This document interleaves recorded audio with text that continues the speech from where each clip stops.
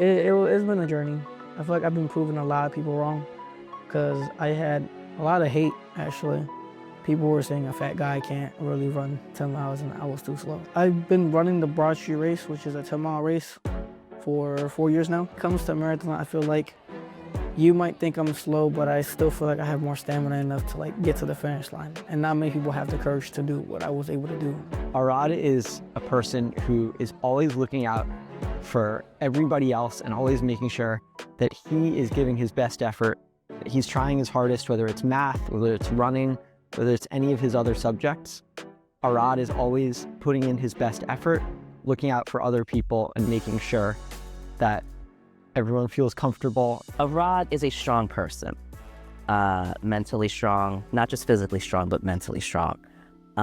He has been going through it for the past 3 years, and yet he still shows up to school, smiling, checking in with his friends, checking in with his teachers. The violence at home had been building for years, but one night it escalated and the police were called. Arad's father was arrested and eventually deported. In that moment, something broke. The man Arad once looked up to had now become someone he had to protect his family from. After that night, Arad's world shifted. He was no longer a kid, he had responsibilities and pain he couldn't explain. Not to his teachers, not to his friends. My dad's deportation impacted me emotionally, mentally, because I felt like I was in a very, very dark place. And I feel like no one could really get me out of that place.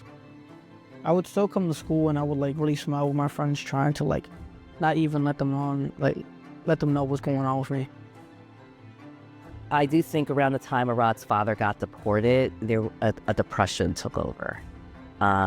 He was showing up to school, but it was almost like he was going through the motions. There was a lot of things I couldn't do. I failed a couple classes, too many to count. It was really hard. I felt like I was getting yelled at by most of the teachers, and I just couldn't explain what my situation was. Arad was struggling, feeling confused and overwhelmed with new responsibilities to help his family.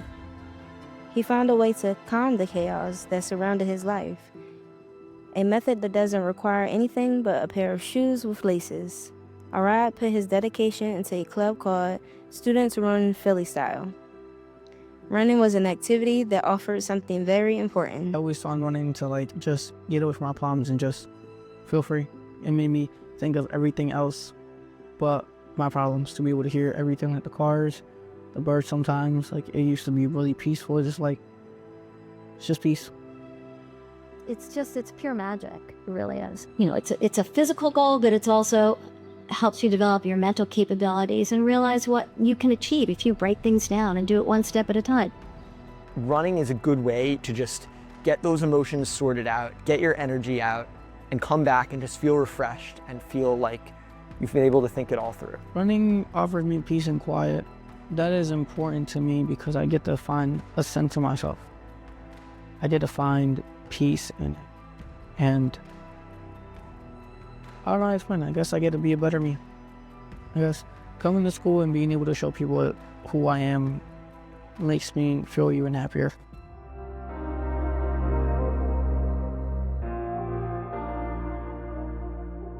I guess running doesn't make me feel like I'm an outcast. It makes me feel like I'm a part of this big community of people running. A lot of people have hate in this world, and I guess seeing some other people who can relate to some of what I'm going through, and you're also using running as a type of escape, or a type of freedom, makes me happy to see them there. I feel like the Broad Street race is the final boss in a game. You start off, some people sprint out as soon as the race starts. Most of them get tired halfway through, but usually you just take your time, and I feel like that's what people don't understand. Slow and steady always wins the race, and when I start, I usually go slow. I don't usually go fast.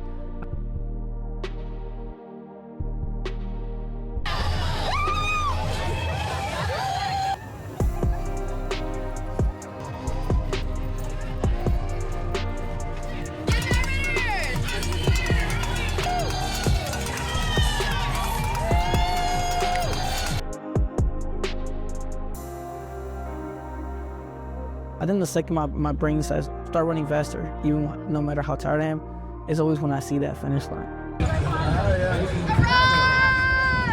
Let's go! When you go to the races and when you go to Broad Street and you see someone coming over the finish line and they got the biggest smile on their face and then they can hold up that medal and, you know, to feel that accomplishment is just so incredibly powerful. So those moments are obviously very special, but it's the everyday practice. Getting a little better, getting a little better. Life for me has been a roller coaster. It's been a lot of ups and a lot of downs. It's been an interesting ride. There's a lot of hate in this planet and people are gonna always hate on somebody. Don't give up. Just trust the process and You just got to keep going. You've set a wonderful example for them thus far, and you just have to keep going with that. Keep that positive mentality, and you can carry that over into your adult life. I'm trying to stay more open. I'm trying to listen more, but when I run, I feel so calm. I feel like I'm like a new person, and it like helps me get better every single time I run.